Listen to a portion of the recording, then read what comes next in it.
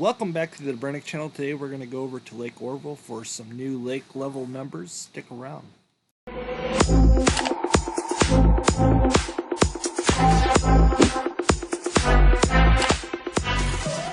Welcome back to the Brennick channel. First thing we're going to do is check the radar over at Lake Oroville. As you can clearly see, there's nothing really going on. There's no rain so far. And if you look at the forecast, there's no rain forecasted for the next 10 days, which is good news. The DWR got this dam already, and I'm not sure why. I guess they're done with their inspection.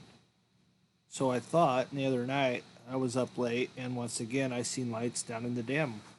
There's no stairwell, so I'm just curious how they're getting down there, and with all this water moving and going, as you see here on the live feed, one has to wonder how safe that could be for any worker walking on a wet dam, especially at night. It only takes one slip and you'll be down that thing, and that thing is really long.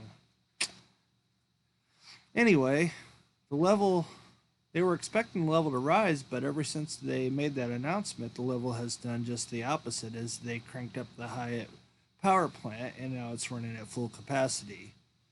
Maybe that's the reason why. Maybe there's more leaking out of this thing than they anticipated, but it's going down. It's gone down about a half foot since my last report. We'll definitely keep an eye on it because they were anticipating the water to rise. So far that hasn't come to pass. I'm curious if it will or not, because there's definitely no more rain in the forecast, at least that I see, but that can change on a dime, as we've been through this about a week ago where they said there was supposed to be no more rain, and then it did rain. I will definitely keep you updated because I know I have a lot of subscribers out there that are worried about this dam, and I've watched some other videos, especially the Oroville watch group, who has some great pictures over there. If you guys haven't seen that, you might want to take a look. I'm not going to speculate on any of that because I don't have the rights to those pictures, but anyway, I'm not shocked at all that the DWR would be hiding pictures that are coming from Marty and the gang over at the Oroville Dam Watch Group. If any of you who didn't have a chance to look at that video, you should go do it. And I'm going to find it and link it in the description below so you guys can check it out. But those guys have been doing a real good job. I've emailed Marty before, and he's a real good man in my opinion.